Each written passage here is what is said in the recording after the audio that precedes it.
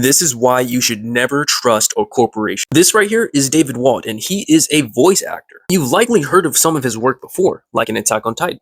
And for 5 years, David Walt found out that CrunchyRoll has been opening up his private mail and giving it out to their staff. But you gotta remember, David Walt is not the only voice actor that works with CrunchyRoll and receives fan mail. So the experienced voice actress, Alexis Timpton, gives us her experience on how CrunchyRoll treats their voice actors. She says that they constantly give out free merch to the employees, and voice actors aren't allowed to participate. But other voice actors aren't involved with David's case. So David was able to find this out after a fan had reached out to him and send him a pic of everything that was sent to him, as well as the UPS tracking info. And according to the law, any letter or mail carrier before it has been delivered to the person to whom it was directed was designed to obstruct the correspondence or pry into the business or secrets of another or opened shall be fined under this title or imprisoned not more than 5 years or both. And you're probably thinking, did David sue?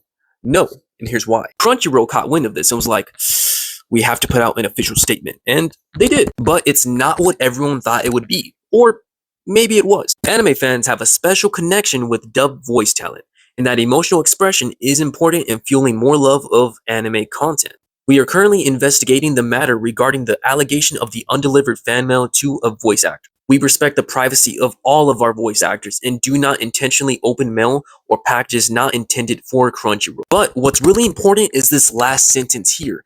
Any fan mail should be sent directly to talent and their management. Crunchyroll had found a loophole. So even though the letter had David Walt's name on it, it was sent to the Crunchyroll Corporation. And after this statement, Crunchyroll just dropped it. And David didn't hear anything back from Crunchyroll, so he quit working with them. But don't get it twisted, this is not the first time Crunchyroll has did something shady. Instead of paying their team more, instead they did the brilliant idea of opening up another office in California and making High Guardian Spice. And that anime was not very well received. But stay with me because things are about to get worse. Crunchyroll has had a class action lawsuit for violating the United States Video Privacy Protection Act by essentially selling their subscribers' data. And how they made it up to their subscribers is by giving them $30 each. But to avoid the lawsuit, they decided to settle to avoid the uncertainties and expenses associated with continuing the case. You could look at this one of two ways. One, they didn't want to admit it.